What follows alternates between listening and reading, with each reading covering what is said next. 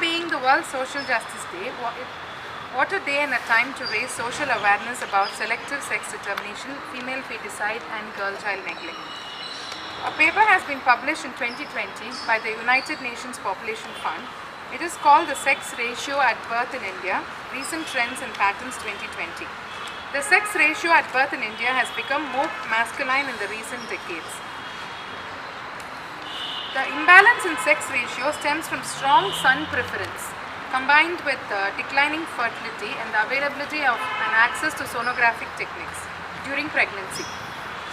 The discrimination happens at two levels. It is prenatal, prior to birth. It's called prenatal discrimination or sex selection at birth, and postnatal discrimination, that is excess female childhood mortality. When you compare, say there are 100 boys born to 100 girls, and at the time of birth you register 200 births, and when you see them at 5 years, more boys are alive than girls. So how can this happen? So there are two levels in which the discrimination is happening. In the absence of sex selection, if you allow the natural course of events to happen, there should be 105 male births to 100 female births. But currently, because of the sex selection that is happening, at the national level, it is 923 female births. 923 females only are being born, 2,000 boys being born.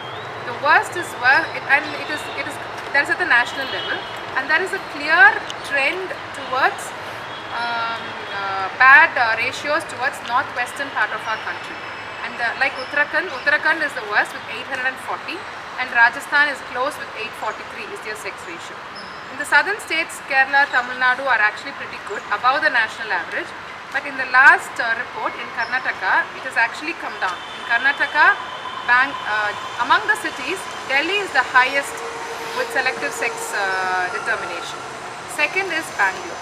Bangalore comes second among cities in which the selective sex determination is done prior to birth. In 2011 census, about 4 million girls of ages 0 to 6, 4 million girls in 2011, 4 million girls have been considered to be missing. 2.5 million of them due to sex selection, prenatal discrimination, and 1.5 million due to excess female mortality. Why does this happen in India? I mean, it's happening also in other Asian countries like China, Japan and India.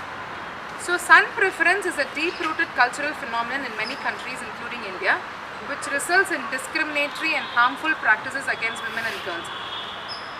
It manifests through prenatal and postnatal sex determination. The government of India has enacted several laws to prevent prenatal sex detection, to curb the gender-based sex selection, but still we have a long way to go. Just rules and policies alone are not going to help us.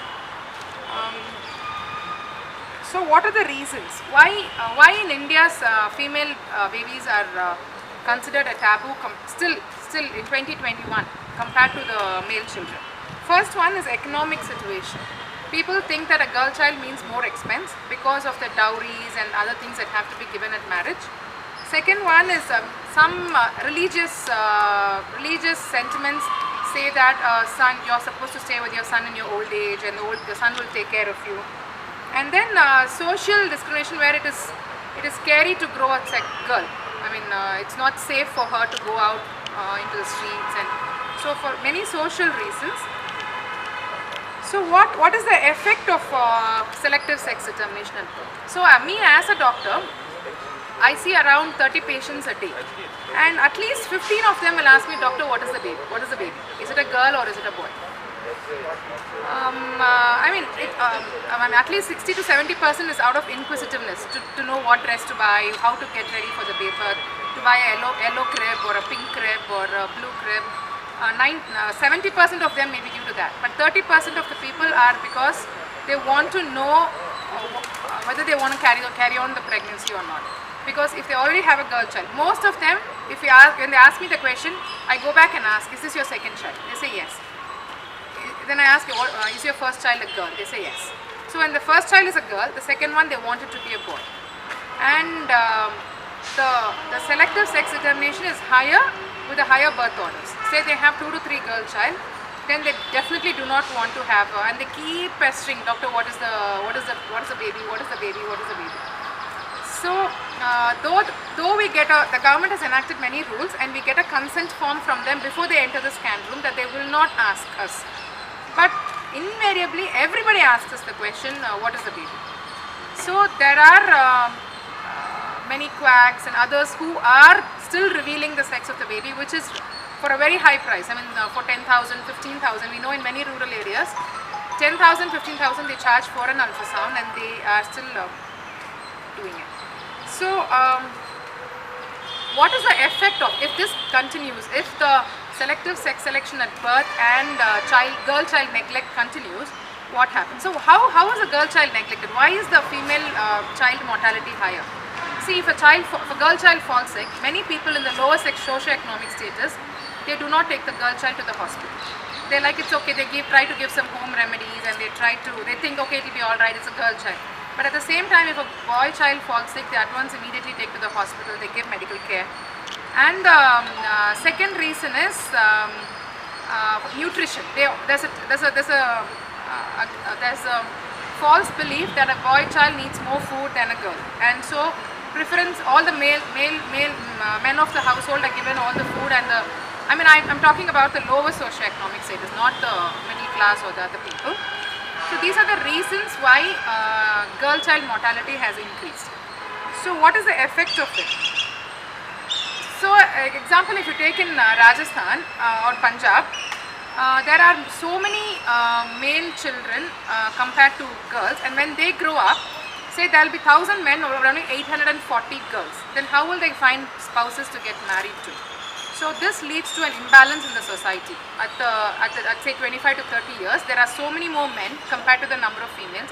So what happens in people, there is a title called wife slave.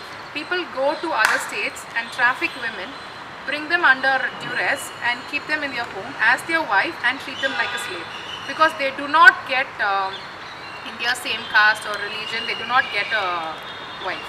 So it leads to more males will remain single if this keeps continuing, and it leads to a lot of antisocial behavior like rapes and perverted issues. And then there will be sex trafficking and kidnapping that is happening because of the lack of availability of women in their own area, and there will be increased levels of violence, even amounting to murder, if this keeps continuing. So what can be done to prevent this?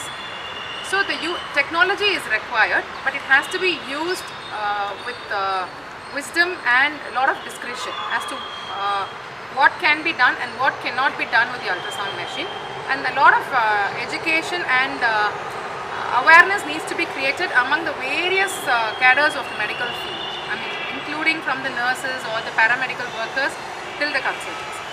And a lot of measures need to be taken by the government to support the girl child, say like giving them